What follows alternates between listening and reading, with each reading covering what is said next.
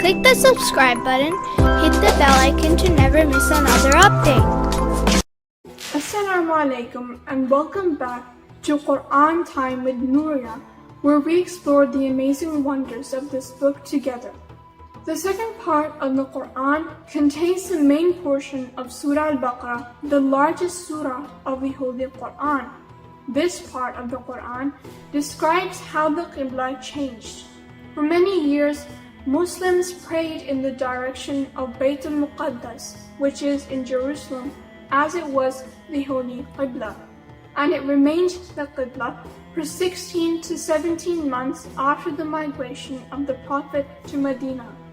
However, the Holy Prophet wished for the Kaaba, which was in Mecca, to become the Qibla, and Allah changed it for the Holy Prophet, peace be upon him.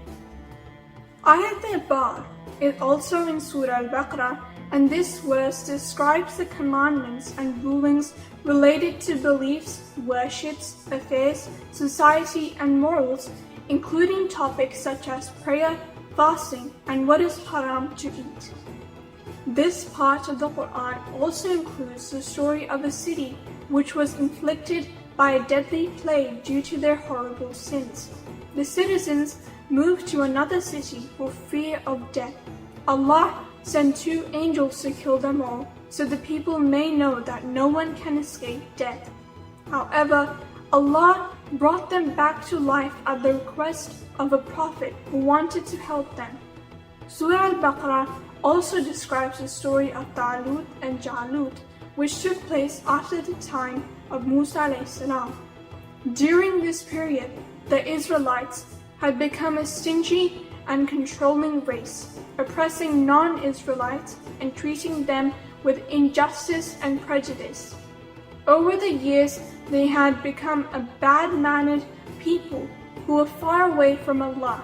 Therefore, to teach them humility and to remind them to go back to Allah, Allah sent the community a trial where He permitted one of the worst tyrants of this time, Jalut, to oppress them, to a sign of torture and humiliation from Allah. Bani Israel was weakened and exhausted by wars and were repeatedly humiliated and defeated by their powerful enemies. Their trial continued for years, during which time God did not predestine for them to gain victory. Their villages were destroyed, families were cast out of their homes, children and women were kidnapped, and their economy was ruined. Even the Ark of Covenant, the indication of strength and support from Allah, was seized from them, again as a sign of humiliation from Allah. Eventually they sought the counsel of their Prophet during this time, Sama'il alayhi salam, promising him that they would fight in Allah's way under the leadership of a king appointed by Allah. The Prophet prayed to Allah, and Allah sent His verdict to be relayed to Bani Israel. Allah had selected Talut, a humble and kind farmer, principally for his piety, but also for his physical strength, knowledge, and wisdom to be their king, and to lead the army. Talut did not originate from Bani Israel, and neither did he possess the rank of the elite and rich. He was an average farmer without money or status, but Allah selected him due to the piety, knowledge, and wisdom that Allah had bestowed upon him.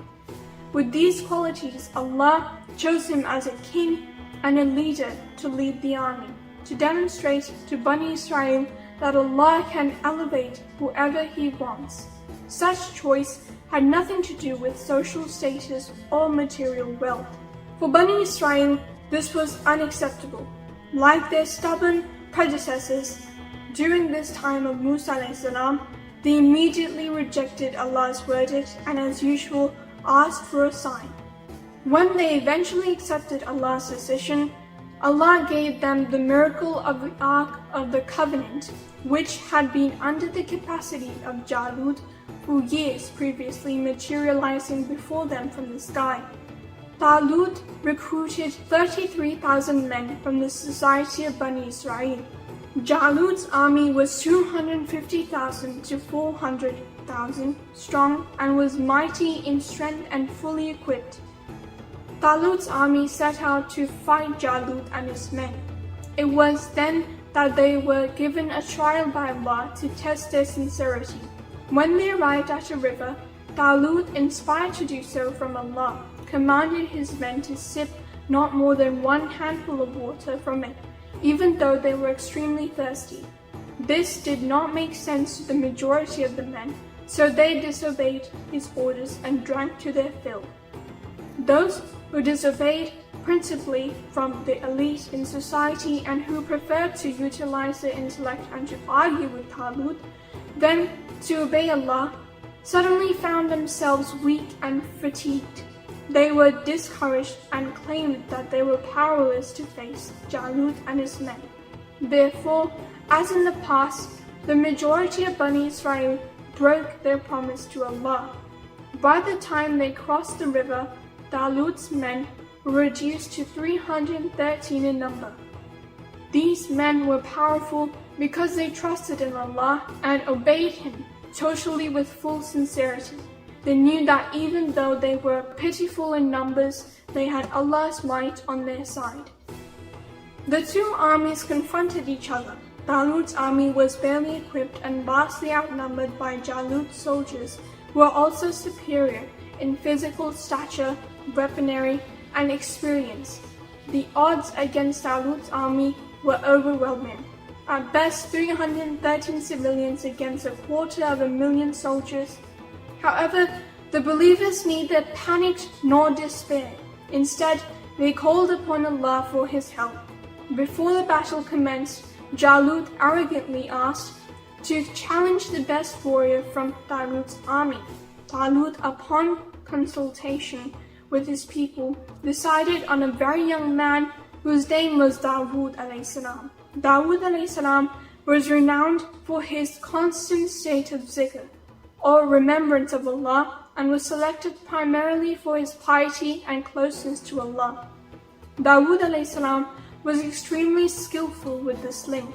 He took aim and the stone sailed through the air and by the will of Allah met its mark. According to some reports, the stone decapitated Jalut. The battle commenced, but it was swift and decisive. Without their leader, the forces of Jalut were soundly defeated and the men of Talut succeeded.